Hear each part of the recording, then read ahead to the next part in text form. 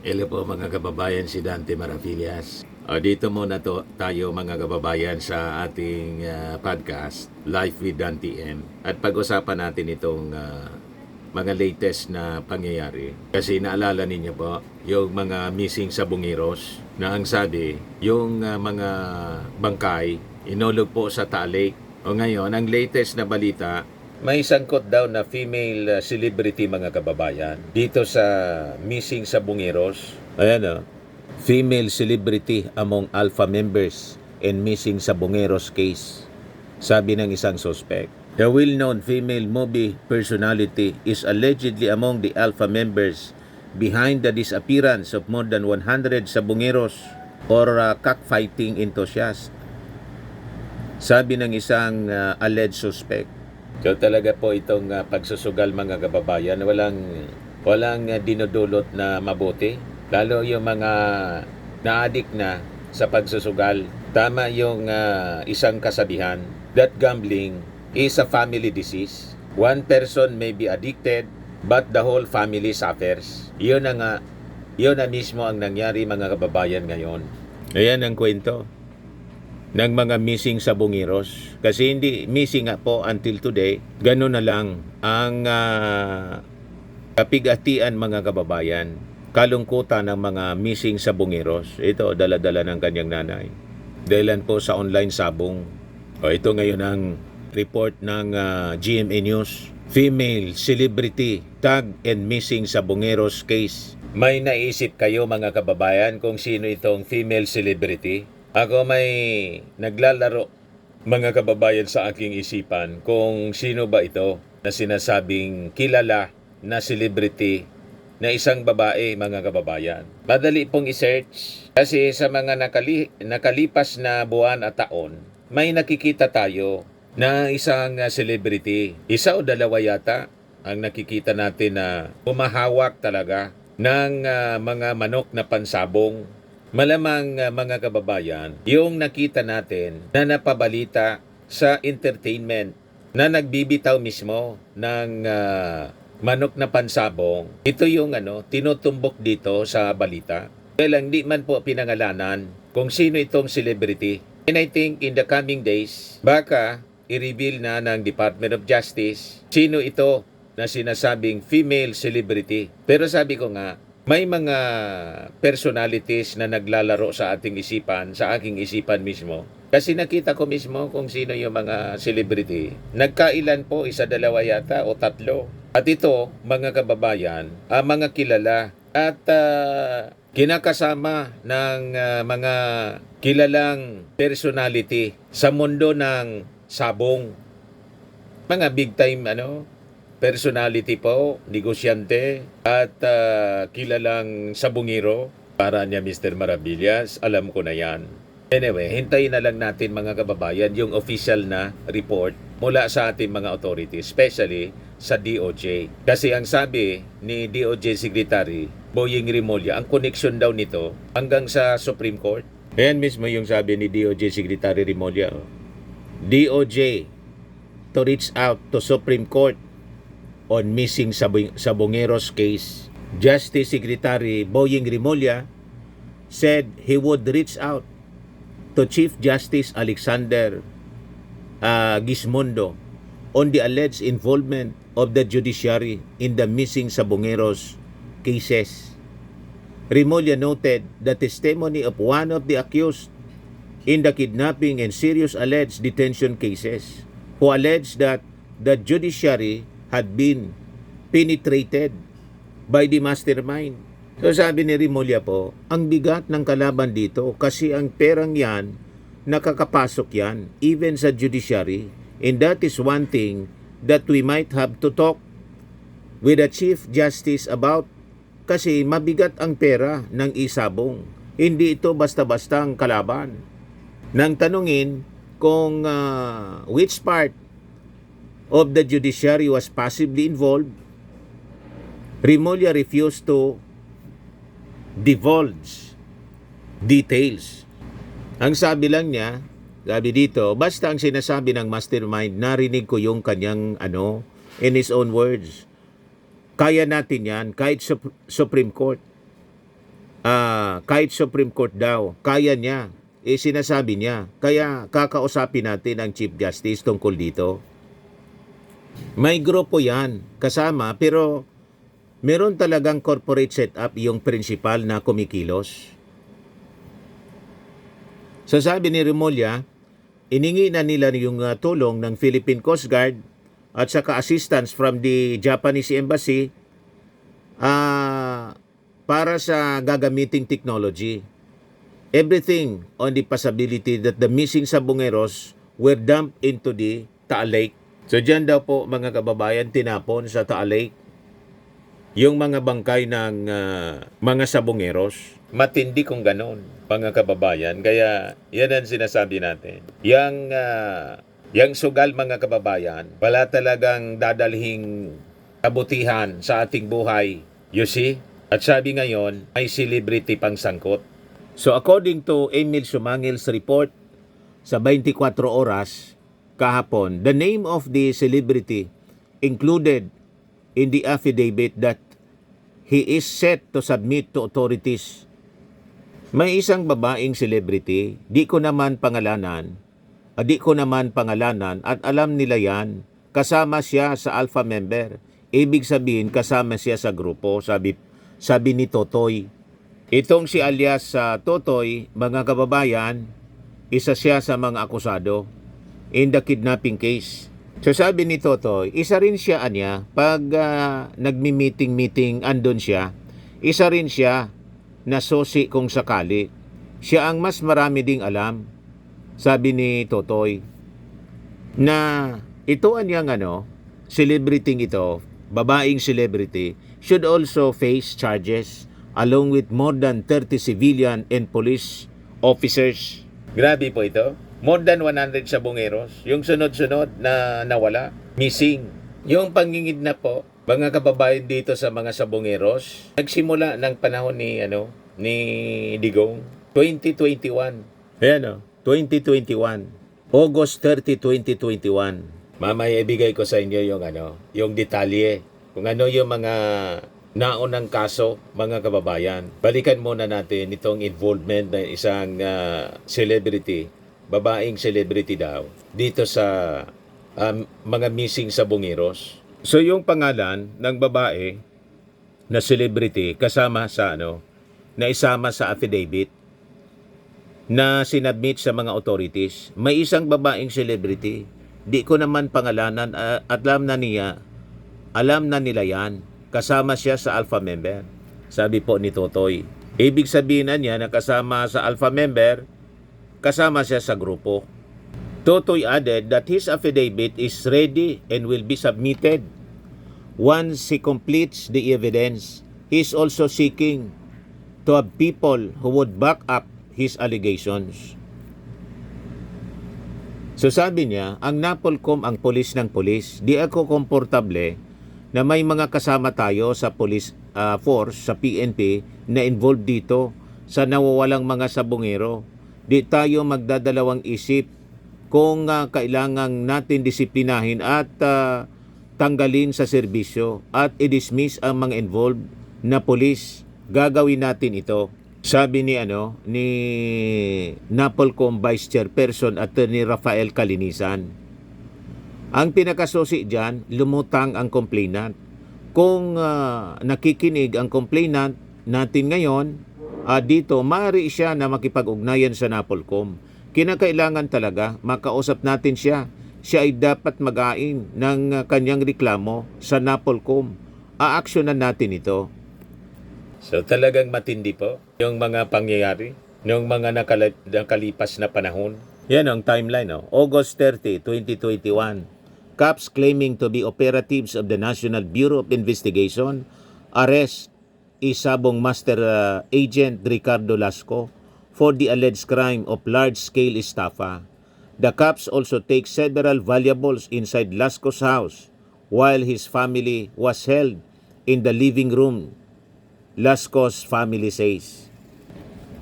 Lasco's family positively identified police staff Sergeant Daryl Paghangaan and Patrolman Roy Navarrete and Rigel Brusas as among the armed men who entered the residence at CG Brion Subdivision, Barangay San Lucas, San Pablo City, Laguna. Mga pulis po ang involto. So, panahon nito mga kababayan, ang previous administration, 2021. Yan o, 2021. Panahon ni Digong, 2022. Panahon pa ni Digong, January 13, 2022. Yan o.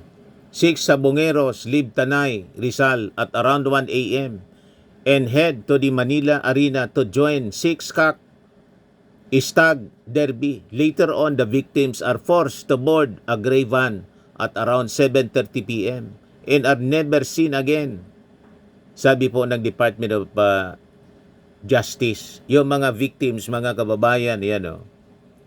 John Claude Inonog, James Bakay, Marlon Bakay, Rondel Cristorum, Mark Joseph Velasco, at saka si Roel G. Gomez. Sunod-sunod siya. Noong February 28, 2022, former Senate President Vicente Soto says former President Rodrigo Duterte agreed to suspend isabong operation in the country kasi lumala. In March 1, 2022, former presidential spokesperson Secretary Carlo Nograles says Malacanang did not have any word yet on that, referring to Duterte's position on isabong operations.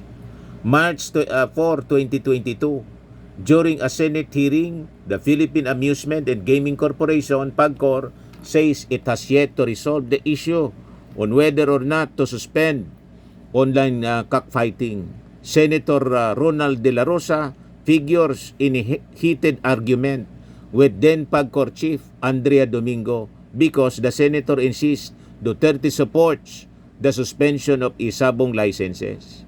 However, Domingo insists Malacanang has yet to give them advice on how to address the disappearances of sabongeros. So yan ang timeline ng kwento ng missing sabongeros, mga kababayan. Ngayon, March 9, 2022, Malacanang issues memorandum which states that operations of isabong licenses not being investigated for alleged violations can continue. Pinagpatuloy pa, mga kababayan. Ito pala source natin ng timeline. Mula ito sa report ng Rappler. Para alam ninyo kung ano yung binabasa natin. Palace also orders the Philippine National Police and the NBI to conduct a thorough probe into the disappearances and submit the report to the Office of the President within 30 days from the issuance of this order. Ngayon, noong March 21, 2022, yung mga testigo inimplicate si Police Staff Sergeant Paghangaan and Patrolman Navarrete on the alleged abduction and disappearance of Lasco. The 4 women, relatives of the missing sabongero, names the cops during a Senate hearing. On the same day, businessman Charlie Atong Ang denies allegations that he allegedly could make a sabongero go missing for 5,000. So may idea na po kayo, mga kababayan. May na-mention na isang kilalang tao, si Charlie Atong Ang. Sa report po ng Rappler, pero nag-deny. Yan On the same day, businessman Charlie Atong Ang denies allegations that he allegedly could make a sabongero go missing for 5,000. O, tingin ninyo, sino yung female celebrity po? May idea na po kayo kung sino yung sinasabi ni Totoy na may female celebrity sabit dito? O ngayon, March 29, 2022, Duterte justifies his decision to not suspend isabong and says the government earns around 640 million from it every month. Parang yung operations ng Pogo, ang daming dinalang problema, mga kababayan sa ating bansa. Paglaganap ng mga krimen, buti na lang pinatigil ng ating Pangulong Bongbong Marcos. You see? Nanginayang si Digong sa 640 million nakita daw ng gobyerno every month. Kayo, baka nagdududa kayo. Sabi ni Digong, bakit hindi ko hininto? Hindi ko ininto kasi kailangan ng pera sa isabong ng gobyerno. Duterte says during his public address I make it public now. It's 640 million a month. In years time, it's billions plus. Saan tayo maghanap ng ganoong pera sa pera na kadali? Dagdag pa mga kababayan ni Digong. Kaya tuloy lang anya ninyo. Tuloy lang yung isabong. Ngayon, noong May 3, 2022, after hyping isabong's supposed economic benefits and giving the order not to suspend it, Duterte says he will order putting a stop to isabong. Duterte says he ordered the Interior Department to conduct a survey and found that isabong's social impact is worrying. Ngayon, the Senate Committee noong May 26, 2022, panahon pa rin ni Digong, the Senate Committee on Public Order and Dangerous Drugs uploads its committee report number 646 which seeks further investigation into Atong Ang and his online sabong or cockfighting firm, Lucky 8 Star Quest. The Senate Committee also seeks to check Ang's alleged involvement in the disappearances of sabongeros since 2021. The committee also recommends the PNP Criminal Investigation and Detection Group at saka yung NBI to conduct a further investigation. Itong si Senador Bato de la Rosa, Mig Zubiri, Bong Revilla, Risa Ontiveros, and former Senators Ralph Recto, Franklin Drilon, and Laila de Lima signed the committee report. Noong December 2, 2022, the families of missing sabongeros meet with and agree to hold regular dialogues with the DOJ to discuss the disappearances. On the same day, the Justice Department says it has already met around 20 families of missing players. Meanwhile, itong si IDG also says complaints have been filed anya laban sa mga pulis in relation to Lascos case and another complaint in relation naman sa iba pang mga missing sabongeros. Noong December 19, 2022, panahon na ng ating Pangulong Bongbong, yung DOJ announces it has indicted paghangaan Navarrete and Brosas over the robbery and kidnapping of Lasco. The DOJ panel says it had found probable cause to indict the cops, adding that the case will be filed before the Regional Trial Court noong San Pablo City. The Justice Department's resolution is dated November 5 but is announced only on December 19. Ngayon, noong December 23, 2022, sabi ng DOJ na kanila din na inindict ang 6 pang mga personalities over kidnapping and serious illegal detention daw nitong sa kanilang involvement sa disappearance ng mga sabongeros who went missing in Manila noong January 2022. Then the DOJ panel of prosecutors nagsabi na nakitaan nila ng probable cause para kasuhan itong mga individuals for 6 counts for each the charges. Ito yung mga na-indict mga kababayan na mga personalities before the Regional Trial Court ng Maynila. Yan po, si Jolie Patidungan, Glir Codilla, Mark Carlo Sabala, Virgilio Bayog, John Ray Consolacion, tapos si Roberto Matiliano Jr. Ngayon, noong 2023, February 14, 2023, yung ating presenting Secretary ng Justice, si Boyeng Rimulya, in-announced that 6 million pesos reward will be given to anyone who could give information about the whereabouts nitong mga suspects sa disappearance ng mga sabongeros sa Manila Arena. So ginawa niya yung announcement during his meeting with the families of missing sabongeros. So makita ninyo mga kababayan, yung efforts na seryoso para masolusyonan ito nasa present administration na po sa pamamagitan po ni DOJ Secretary Boying Rimulya.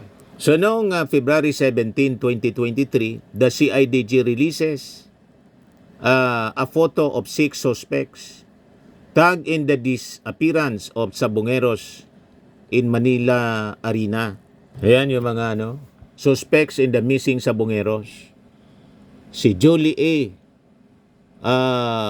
Patidungan, also known as Dondon, 45 years old, pinanganak sa Bislig City, Surigao del Sur. Last known address, Barangay Tangob, Lipas City, Batangas. And Barangay Laurel, Taganaan, Surigao del Norte. Tapos itong si Mark Carlo Sabala, 29 years old. Last known address, Barangay Tangob, Lipa City. Magkakakilala, Batangas siguro.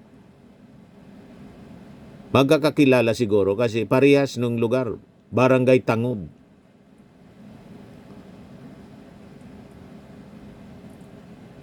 You see?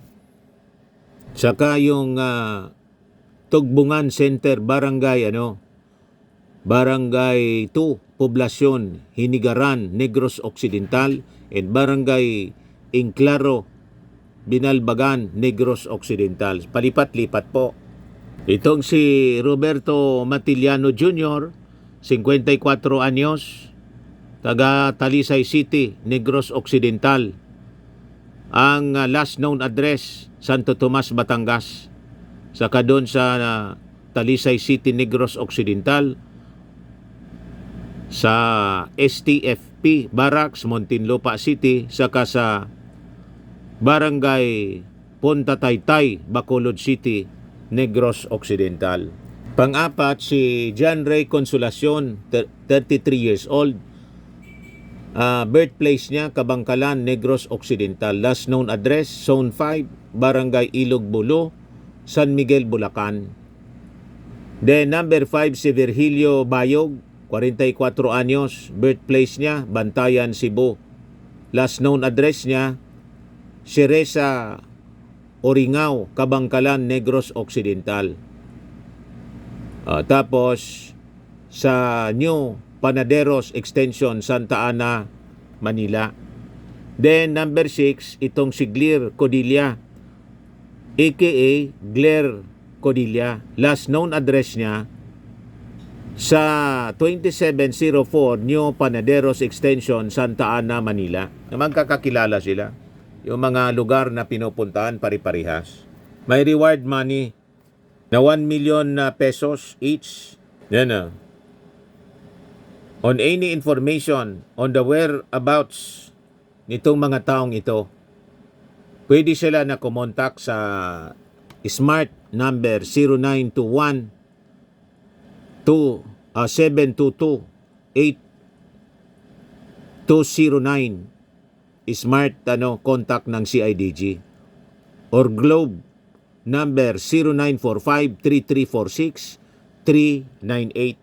So sabi po ng CIDG that the poster's release was based on Rimulya's announcement that a 6 million reward will be given to those who can give information about the suspects' whereabouts. So nakikita ninyo ang talagang seryoso yung ating presenting administrasyon. Mabigyan ng solusyon po ang kaso nitong mga more than 100 missing Sabongeros. Matindi po. Ngayon, noong March 25, 2023, the DOJ says it will probe into reports that people have been visiting the homes of the missing Sabongeros, serving legal documents, and taking photos of their relatives. Rimulya says the families expressed concern over the said incidents. Siguro, gusto ring patahimikin pati yung mga kapamilya. Then on May 8, 2023, Rimulya says the Justice Department might have to dismiss one of the pending complaints in relation to the missing Sabongeros. He cites time constraints and lack of evidence. Meanwhile, the DOJ chief does not mention which of the complaints will be junked. So, ibig sabihin, may mga suspects na mahina man yung ebidensya. So, parte yun sa proseso, mga kababayan. Proseso ng mga pag-iimbestiga. So, ito na ngayon, mga kababayan, ang latest report. DOJ sounds alarm on missing Sabongeros masterminds judicial clout. Na pati po yung Supreme Court, kakausapin niya daw yung Chief Justice mismo. Kasi malakas daw yung impluensya kasi ng mastermind. Lumabas po na accused ay sinasabi niya ngayon na inilibing daw po sa Taali yung mga nawawalang sabonero. Ano po sir yung balak ng action po sa ganitong mga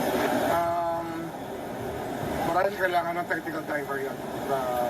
Kung determine natin ang veracity ng information, we will need technical divers to do it kasi malalim din yan. And it's not easy to go into a lake bed to look for human remains. Pero sir, sa tingin niyo po ba possible yun? Kasi nga, ang tagal na pong hinahanap, tagal na pong Kasi kung walang trace talaga, it can be a credible story. Kasi wala talagang trace. When you vanish without a trace, then it must be somewhere where people have not been able to look. Baka hindi na titingnan pa ito dyan. Opo. Tapos sir, may instructions na po ba kayo with the NBI and maybe sir yung grupo po ninyo na nag-investigate po nito? Pinag-aaralan pa namin ang maraming bagay at i-case build na pa rin kami. Kasi mahirap magsalang ng kaso na hindi buo eh. So binubuo pa namin lahat ng detalye ng kaso. Saka na yung pag-usapan yan kasi ayoko makipag-usap kahit kanino tungkol sa bagay na to at gusto ko yung batas lang masunod. Batas lang masusunod.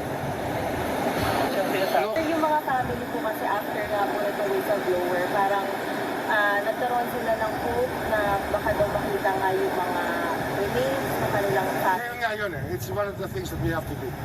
And then, we cannot set the case aside. We have not exhausted all efforts to locate the human remains. Kailangan magawa natin ang paraan na mahangap itong mga bangkay o kaya kung ano may mga labi ng mga nawawalang tao. sa cases po. Right now po ba, free po sila, nakapag-bail sila or nakakulong po? Naka-bail yung iba. At yung iba naman ay hindi ba charged. ano yung gusto niyo sabihin ngayon? Tsaka meron din mga andyan pa rin sa paligid na alam mo na. Sir, doon sa mga pamilya, sir, what do you want to Hindi natin tinitigilan yan kasi this is a social responsibility. It's a responsibility that all Filipinos have to put to rest any doubts about the people we love. Yung mahal natin sa buhay, dapat ginagawa natin ang paraan para mahanap natin sila. Kasi yung nawala na parang bula, hindi maganda yun. So itong statement sa sinasabi, what do you want po ito pong taong ito na lumapit na talaga sa NBI, lumapit po sa PNP? Kasi parang may sinasabi pero papasok po ba ito sa korte? Paano po ba? Pwede yan, pagka we-vet natin, pag-aaralan natin yung sinasabi niya. Kasi may hawak na mga ibang testigo eh. Pero marahil, kung kakausapin ko, kung sino man ang gustong pumunta rito upang magsabi ng katotohanan. Kasi ano to eh, nasa kaluluwa to ng Pilipino. It's in the very soul. It's very much into the question of the Filipino soul. How we can put to rest things that happen to us. Ibayaan to eh.